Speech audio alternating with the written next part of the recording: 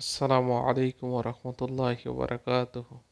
ভাবুন তো, এমন একটা বাগানের কথা যা পৃথিবীর কোনো মানুষ আজ পর্যন্ত নিজের চোখে দেখেনি। মানে, একটু কল্পনা করুন, গাছের কাণ্ডগুলো একদম খাঁটি সোনার তৈরি। যেদিক থেকে বাতাস আসছে তাতে ভেসে আসছে চমৎকার মৃগানাভির সুগন্ধ। আর গাছের ডালে ডালে ঝুলছে এমন সব ফল যা আমরা স্বপ্নেও কখনো ভাবিনি। আজকের এই ব্যাখ্যামূলক আলোচনায় আমরা কুরআন আর হাদিসের আলোকে জান্নাতের এই ফলের এক দারুণ বিস্ময়কর জগৎ নিয়ে কথা বলবো। চলুন, দেরি না করে সরাসরি শুরু করা যাক। ঠিক আছে, চলুন একদম গভীরে প্রবেশ করা যাক। সহি বুখারির একটা ভীষণ চমৎকার আর গভীর অর্থবহ হাদিস দিয়ে শুরু করছি। এখানে বলা হয়েছে, আমি আমার নেক বান্দাদের জন্য এমন নিয়ামত তৈরি করে রেখেছি যা কোনো চোখ কখনো দেখেনি, কোনো কান কখনো শোনেনি এবং কোনো মানুষের হৃদয়ও কখনো কল্পনা করেনি।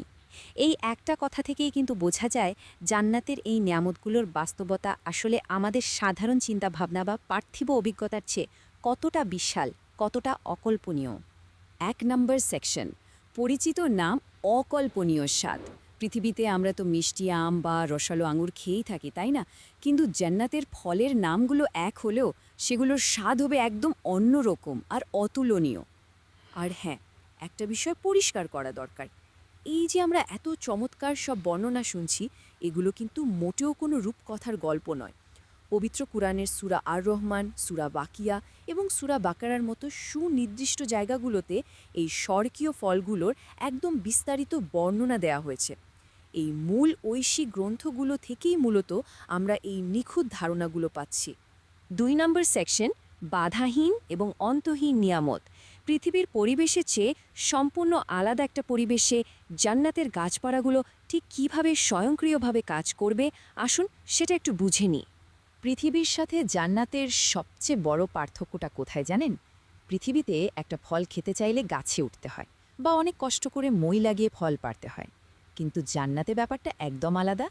কেউ হয়তো শুয়ে আছেন, বসে আছেন বা দাঁড়িয়ে আছেন, মনে শুধু একবার ফল খাওয়ার ইচ্ছা জাগলো আর সাথে সাথে গাছের ডাল নিজে থেকেই একদম হাতের নাগালে ঝুঁকে আসবে। মানে কোনো ধরনের কষ্ট বা শারীরিক পরিশ্রমের বিন্দুমাত্র দরকারই পড়বে না। আর ফলের গঠনটার কথা একবার ভাবুন। পৃথিবীতে আমরা যখন কোনো ফল খাই, ভেতরে শক্ত আঁঠি বা বাইরে তেতো খোসা থাকে যা ফেলে দিতে হয়। কিন্তু জান্নাতের ফলে এমন কোনো অখাদ্য অংশই থাকবে না। ফলগুলো হবে শতভাগ খাওয়ার যোগ্য। কোনো বীজ নেই, খোসা নেই, একদম বর্জ্যমুক্ত। ফলের পুরোটাই তৈরি শুধু বিশুদ্ধ তৃপ্তির জন্য। বিষয়টা সত্যি অসাধারণ, তাই না? শুধু কি তাই, এখানকার নেয়ামতগুলো আসলেই কিন্তু ফুরোবার নয়।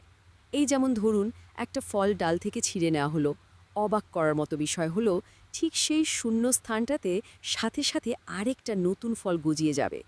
এর মানে দাঁড়ায়, এই বিশাল ফলের ভাণ্ডার কোনো দিনও শেষ হবে না। এই নিরবিচ্ছিন্ন সরবরাহের চক্রটাই বলে দেয় যে জান্নাতের প্রকৃতি আসলেই কতটা অনন্ত আর অসীম। 3 নম্বর সেকশন, কোরআন ও হাদিসে উল্লেখিত বিশেষ ফল। এবার চলুন এমন কিছু নির্দিষ্ট ফলের কথা জেনে নিই যেগুলোর আকার আর বৈশিষ্ট্য শুনলে সত্যি অবাক হতে হয়। এখানে সবচেয়ে চমকপ্রদ ব্যাপারটি হল এই নির্দিষ্ট ফলগুলোর বর্ণনা। প্রথমে যদি খেজুরের কথায় আসি, হাদিসে বলা হয়েছে এক একটা খেজুর হবে বিশাল একটা কলসির সমান, আর সেটা মাখনের চেয়েও নরম আর মধুর চেয়েও মিষ্টি হবে। এরপর আঙ্গুরের কথা ভাবুন, এর এক একটা থোকা এতই বিশাল হবে যে সারা পৃথিবীর মানুষ মিলে খেলেও সেটা শেষ করতে পারবে না। আর কলা গাছ, এই গাছগুলোর কাণ্ড আমাদের পরিচিত কাঠের মতো হবে না, বরং সেগুলো হবে একদম খাঁটি সোনা আর মূল্যবান রত্নের তৈরি। প্রত্যেকটা বর্ণনাই রীতিমতো শ্বাসরুদ্ধকর। 0 বা 0 সংখ্যাটা কিন্তু এখানে খুব চমৎকার একটা অর্থ বহন করছে। আমাদের পৃথিবীতে কুল বা বরুই গাছে প্রচুর তীক্ষ্ণ কাঁটা থাকে, যা ফল পাড়তে গেলে অনেক সময় হাতে ফুটে যায়। কিন্তু জান্নাতের কুল বা সিদ্রা গাছের ক্ষেত্রে কাঁটার পরিমাণ হবে একদম 0। বিশাল আকারের এই সুস্বাদু কুল গাছে একটাও কাঁটা থাকবে না। পৃথিবীর তীক্ষ্ণতা আর কষ্টের বিপরীতে জান্নাতের এই নিখুঁত শান্তির বিষয়টা আসলেই দারুণ। 4 নম্বর সেকশন, ক্ষুধা নয় কেবলই তৃপ্তি। এই যে এত এত ফলের প্রাচুর্যের কথা আমরা জানলাম, এরপর একটা খুব স্বাভাবিক প্রশ্ন কিন্তু মাথায় আসতেই পারে। চলুন দেখি সেই বিষয়টা কিভাবে কাজ করবে। প্রশ্নটা খুবই যৌক্তিক। পৃথিবীতে আমরা বেশি খেয়ে ফেললে নানা রকম শারীরিক অস্বস্তিতে ভুগি। তাহলে জান্নাতের অধিবাসীরা যদি দিনের পর দিন ক্রমাগত এই এত মজাদার ফল খেতেই থাকেন, তবে বর্জ্য উৎপাদন বা শৌচালয়ের প্রয়োজন ছাড়া সে খাবার হজম হবে কিভাবে? বিষয়টা খুবই কৌতূহল জাগায়, তাই না? আর এর সমাধানটাও কিন্তু চমৎকার।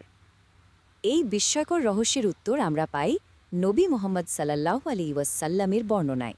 জান্নাতে হজম প্রক্রিয়াটা হবে সম্পূর্ণ বর্জ্যমুক্ত আর অন্যরকম। এটা মূলত একটা 2 ধাপের প্রক্রিয়া। প্রথমে একটা সুগন্ধি ঢেকুর উঠবে, আর তারপর শরীর থেকে মেশক বা কস্তুরীর মতো দারুণ সুঘ্রাণযুক্ত ঘাম বের হবে। ব্যাস, এই খুব সাধারণ আর সুগন্ধিময় প্রক্রিয়ার মাধ্যমেই সমস্ত খাবার নিজে থেকেই হজম হয়ে যাবে। কোনো শারীরিক অস্বস্তি বা অপরিচ্ছন্নতার জায়গাই সেখানে নেই। সুতরাং মূল বিষয়টা হলো, পৃথিবীতে আমরা খাবার খায়ে ক্ষুধা মেটানো বা শরীর বাঁচিয়ে রাখার তাগিদে, কিন্তু জান্নাতে ব্যাপারটা তা নয়।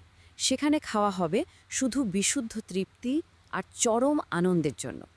ফলের প্রতিটা কামড়েই একদম নতুন আর আলাদা একটা স্বাদ পাওয়া যাবে। একঘেয়েমে বলে সেখানে কিছু থাকবে না, বরং প্রতিটি মুহূর্তই নিয়ে আসবে নতুন স্বাদের দারুণ এক অভিজ্ঞতা। আলোচনার একেবারে শেষে এসে আমরা একটা গভীর বিষয় নিয়ে একটু ভাবতে পারি। আমাদের এই পৃথিবীর মোহ, আনন্দ, এগুলো তো খুবই ক্ষণস্থায়ী। তো এই ক্ষণস্থায়ী পার্থিব মোহ কি কোনোভাবেই জান্নাতের সেই অকল্পনীয়, নিখুঁত আর চিরস্থায়ী পূর্ণতার চেয়ে বেশি মূল্যবান হতে পারে? এতক্ষণ আমরা যে অনন্ত শান্তির বর্ণনা দেখলাম, তা সত্যিই আমাদের নতুন করে ভাবায়। আশা করছি আজকের এই ব্যাখ্যামূলক আলোচনাটি সবার কাছেই অত্যন্ত আকর্ষণীয় এবং ভাবনার খোরাক জোগানোর মতো ছিল। ভালো থাকবেন সব। সম্মানিত ভিউয়ার্সরা, আপনাদের যদি এই ভিডিওগুলো ভালো লাগে তাহলে আপনারা লাইক, ফলো, শেয়ার দিয়ে আমাদের পেজের সাথে থাকুন। দেখা হচ্ছে নেক্সট ভিডিও।